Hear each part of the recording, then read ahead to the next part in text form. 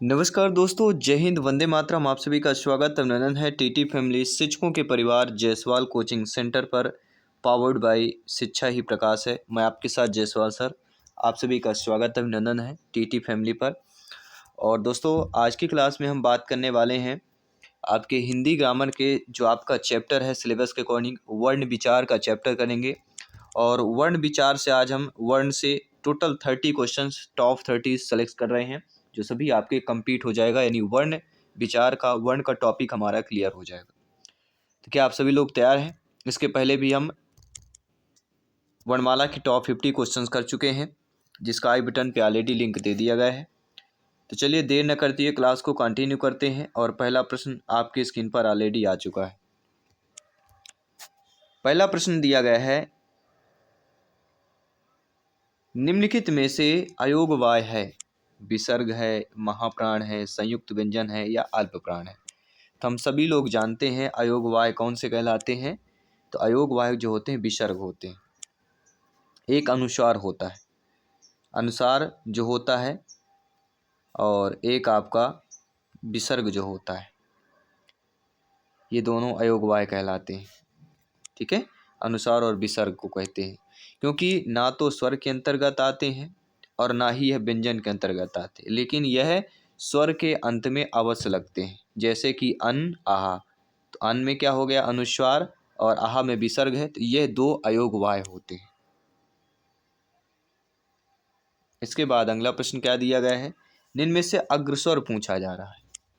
आ है, ई है, ऊ है, या ये सभी हो जाएंगे? सभी कमेंट करके बताइएगा, फीडबैक करके बताइएगा। जी हाँ, अग्रस्वर की बात कर रहे हैं। तो देखिए, इनमें से जो हमारा अग्रस्वर हो जाता है वह हो जाता है ई, छोटी ई। देखिए, जिन स्वरों के उच्चारण में जिह्वा का आगे भाग सक्रिय रहता हो उन्हें अग्रस्वर कहते हैं। जैसे आ, ई, ए। ऑप्शन में क्या दिया गया है? आ, ई, उ या उपरोक्त सभी? तो ऊ आपका नहीं होगा, ये ध्यान देना है। तो यहाँ पे ई जो है माना गया है।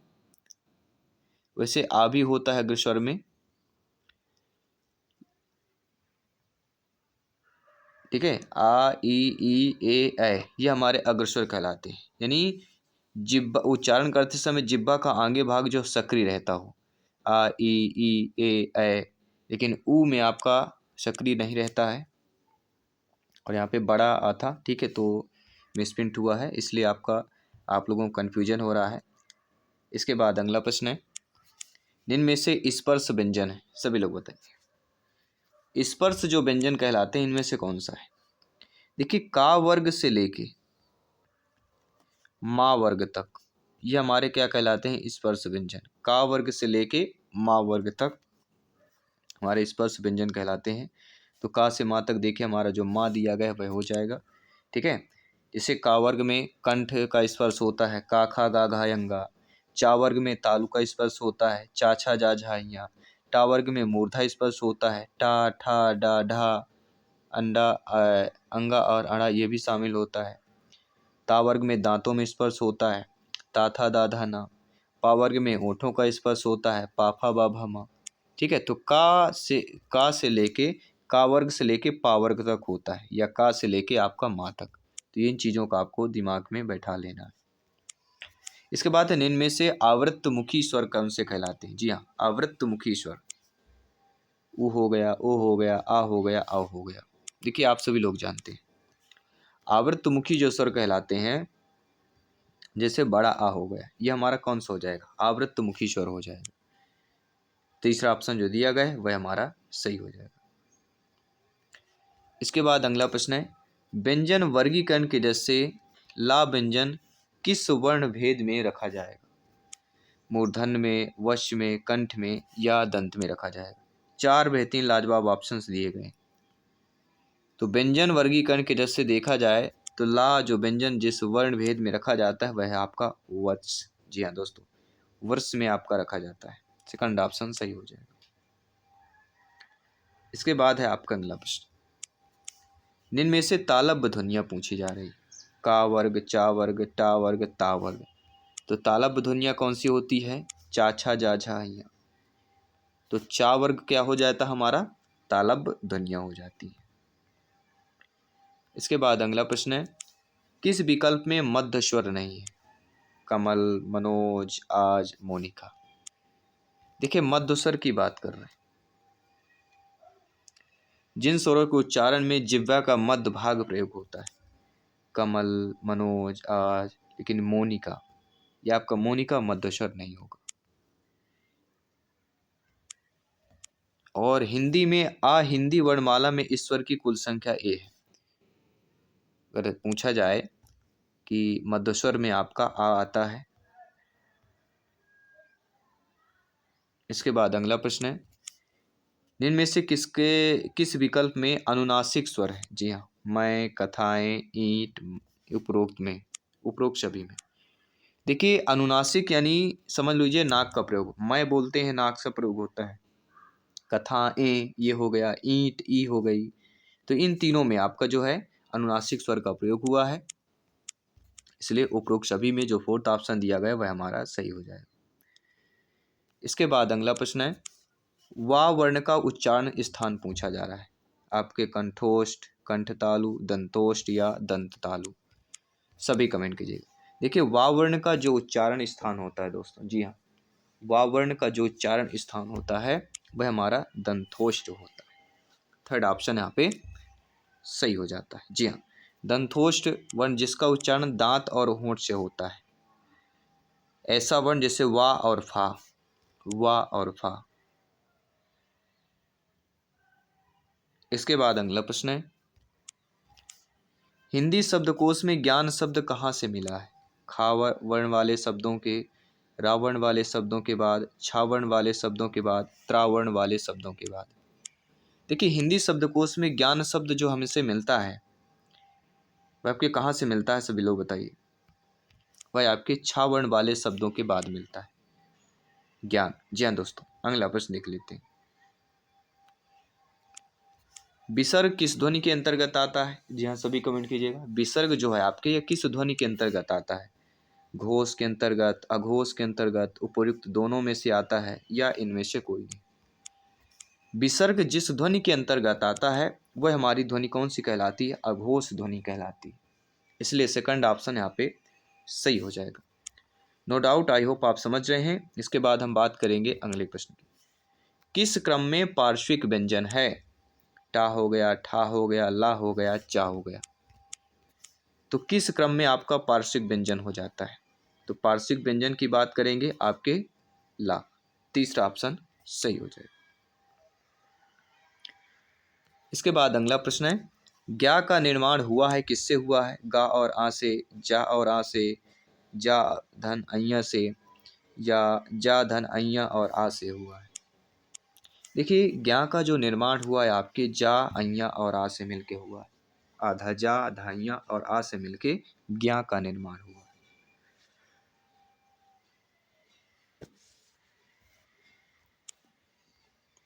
आइए बात करते हैं अगले प्रश्न की। निम्न में से द्विगुणित व्यंजन कौन सा कहलाता है? डा हो गया, दा हो गया, ढा हो गया, या इनमें से कोई नहीं? देखिए द्विगुणित व्यंजन वो होते हैं जैसे लिखा हुआ है मक्का, कक्का, चच्चा, या कच्चा कह सकते हैं। अगर कच्चा लिखा हुआ है, बच्चा लिखा हुआ है, ये हमारे क्या द्विगुणित व्यंजन। तो ऐसा किसी में नहीं दिया गया है, इसलिए कोई नहीं ऑप्शन हम चयन कर लेंगे।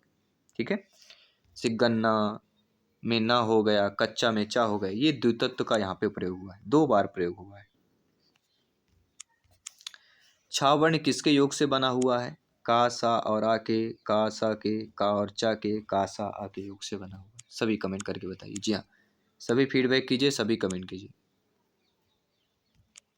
देखिए छावर्ण जो जिसके योग से बना हुआ है आपके, का बना हुआ है, धन आपका खा हो गया और धन आपका आ हो गया। इन तीनों के योग से आपका छावर्ण बना हुआ है। पहला ऑप्शन सही हो जाएगा। अगला प्रश्न है, निम्न में से असमूहित उच्चारण स्थान वाला वर्ण कौन सा हो जाता है? आ, का, फा या हा हो जाता है?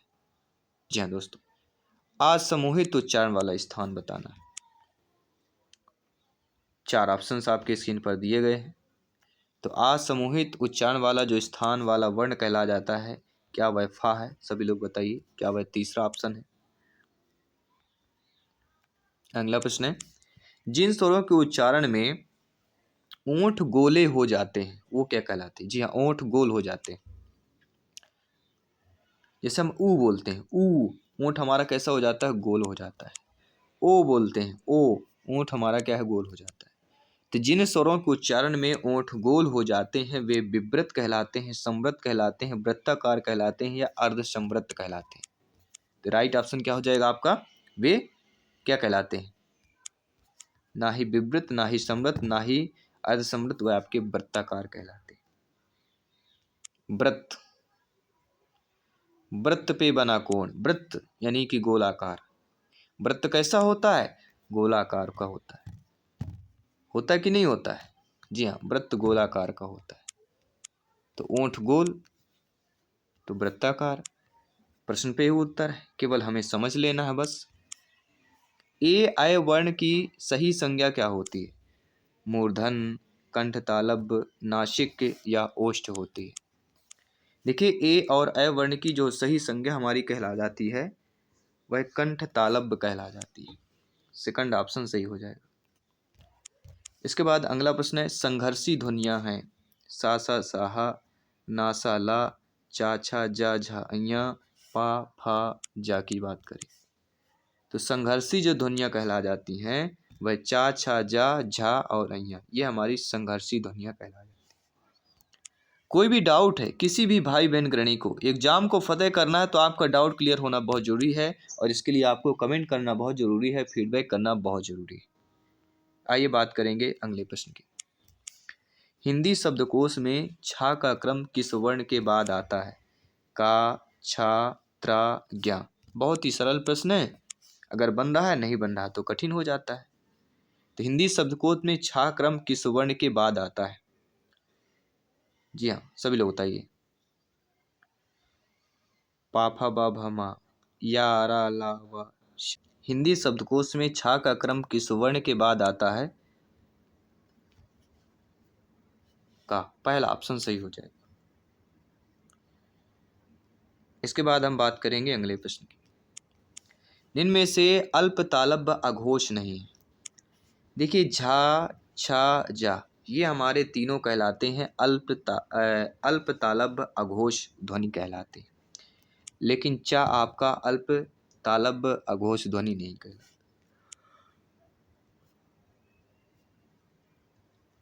इसलिए यहाँ पे according to question fourth option सही हो जाना चाहिए। अगला प्रश्न है कि निम्न में से प्लुप्त स्वर कौन सा है? छोटी ई है, बड़ी ई है या जो आ लगा हुआ है, जो लगा होता है आपके, या उक्त सभी? देखिए, प्लुप्त स्वर की पहचान सबसे बड़ी हो जाती है आ जो लगा होता है। ये संस्कृत की बात है, जब हम विच्छेद करते हैं कोई प्लुप्त स्वर होता नहीं है वैसे। जी हाँ, प्लुप्त स्वर होता नहीं, लेकिन एक पहचान बन जाती है। कैसे? देखिए, हिंदी व्याकरण के स्वर्ण में यह नहीं होता है, लेकिन इनमें स्वर के ही गुण होते हैं और इसे लिखते समय किसी प्रकार से दर्शाया जाता है? आपके उल्टे आके दर्शाया जाता है।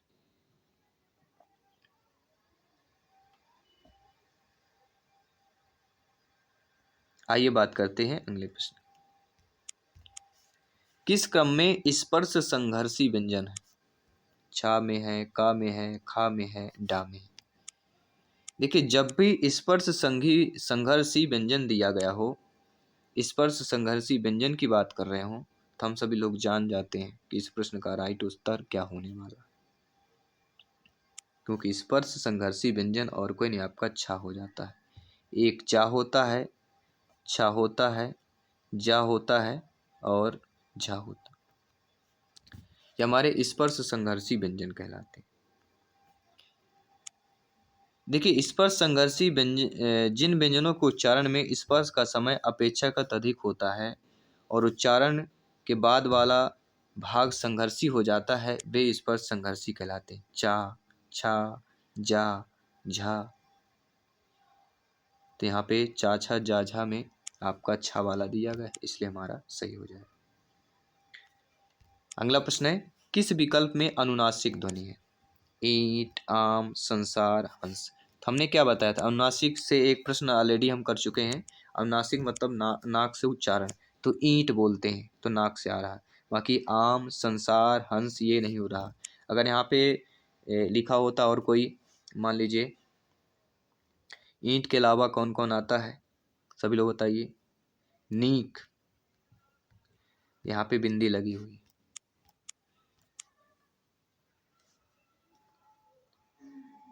ईंट या ईंटा हो गया। ऊन, ऊन ऊ में आ रहा है आपका, तो अनुनासिक ध्वनि आपका यहाँ पे जो विकल्प है ईंट वाला हो जाएगा।